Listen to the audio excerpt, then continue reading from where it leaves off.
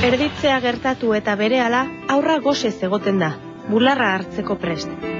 Haurdunaldian, bularrak handitu egin dira, eta pisua hartu dute. Areola zabaldu egin da, eta kasu askotan ilundu. Esne hodiak eta biltegiak guztiz eratu dira.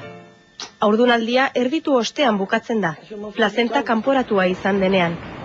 Ordura arte dantzan ibili diren hormonak gutxitu egiten dira, eta gorputza prest dago esnea sortzeko.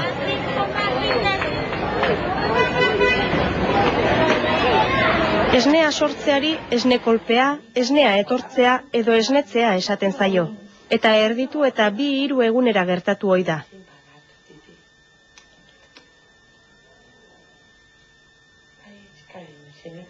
Bi hormona dira horren erantzule, prolaktina eta oxitozina. Umeak titiburutik tiratzean hasten dira lanean.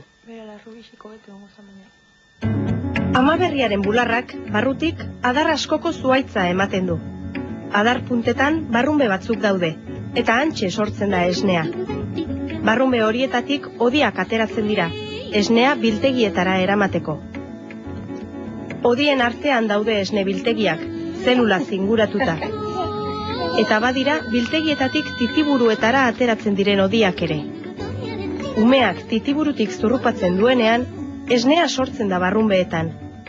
Barrunbeetatik biltegira pasatzen da, eta biltegiaren inguruko zelulak uzkurtzen direnean, pilatuta zegoen esnea titiburuetara igotzen da. Hala lortzen du umeak mama goxoa.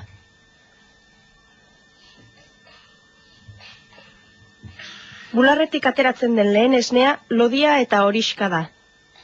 Horitza deitzen zaio lehen esneari. Umearen digestio aparatua eta defentsa sistemak indartzeko ezaugarri bereziak ditu. Egundo ez da sortu bularrari darion horitzaren pareko esne artifizialik.